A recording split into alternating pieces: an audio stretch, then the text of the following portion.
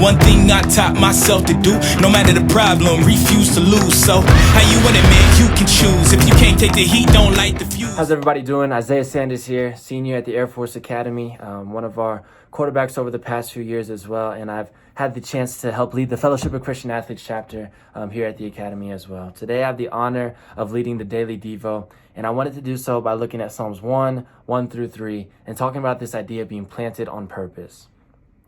So as we look at verse 1, it says, "Blessed is the man who walks not in the counsel of the wicked, nor stands in the way of sinners, nor sits in the seat of scoffers. But his delight is in the law of the Lord, and on his law he meditates day and night." Verse 3 is where I really want to focus. It says, "He is like a tree planted by streams of water, that yields its fruit in its season, and its leaf does not wither, and all that he does, he prospers." And I think this imagery of a tree is so interesting, because when you look at a tree, when you look at a seed can spend weeks underground without anybody noticing it before it's truly ready to sprout and start growing bigger and taller and stronger above the surface. I think for us, a lot of people feel like they might be under the surface or under the ground because we are buried underneath our adversity, underneath our trials, underneath these stresses, this depression, this anxiety, this uncertainty that comes from the pandemic that's going on right now.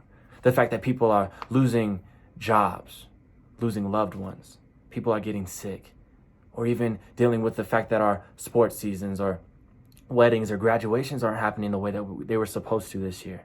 And I know that I've had to wrestle with that, being a senior here at the Air Force Academy, that one day that I thought was going to be so special for me and my family to throw my hat in the air and finally be graduated, that is not going to happen the same way I thought it was going to. And dealing with some other adversities that come along with obviously what's going on today, just in our world. But what I want to hopefully help encourage us to do is to maybe flip the perspective. And instead of thinking about how we're buried underneath all these stresses and trials and struggles, maybe looking at that as, yes, being buried means that you've been put underneath the ground and you've been left there. Well, what if we looked at it as being planted? Because yes, I'm still underneath the ground and it might look the same sometimes, but the reality is when God's a part of the picture, I'm planted because he has a purpose for me, that I can continue to walk forward. And right now I might be underground, but maybe it's just because he wants me to grow my roots in this time.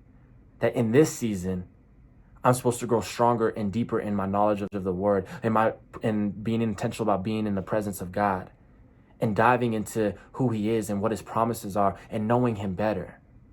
What if we flipped the perspective and started looking at that instead of looking at how there's a problem with the position that we're in and why me, why now, right? Some of the questions that I've had to wrestle with. But started looking at how we are precisely planted on purpose to walk with God and do things he's called us to do. Because as we walk in that purpose and understand that we are planted, well, after the roots grow, now that seeds can start sprouting into a tree that can handle the winds and the adversity that come to it above the surface. What if he's preparing us for seasons to come? And then at the same time, that tree bears fruit in its season. Well, maybe that fruit is that fruit is the fruit of the Spirit, not a fruit of our circumstances. So the joy, hope, love, and peace that is promised there was never dependent on my circumstances. It's fully dependent on Jesus, on his Spirit, on him being in me, right? And as I focus on that, I realize that at no point in the midst of graduations, weddings, and all these things being canceled and postponed, at no point has God withheld his greatest blessing from us, because Jesus is the best gift that God can give us. And no matter how far physically you might keep me from going, you can't keep me from spiritually growing, right? Because I still have access to Jesus. And then the other part of this seed or this tree analogy is that now when that fruit is born, when we bear that fruit, others can taste and see that the Lord is good. That maybe I've been planted here on purpose because I can be the one who shows people what it's like to live into the peace, the joy, the love of Jesus Christ in the midst of any trial and adversity. Because I know that he's bigger. I know that he's in control. I know that he has a plan for me and that he can redeem even this. So I just encourage us to change the perspective.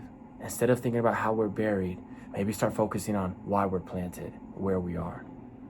And instead of thinking about how God is breaking us or things are falling apart, maybe start thinking about how God is making us. What is he crafting? What is he teaching you? How is he developing you and building you up so that you can ultimately bless other people.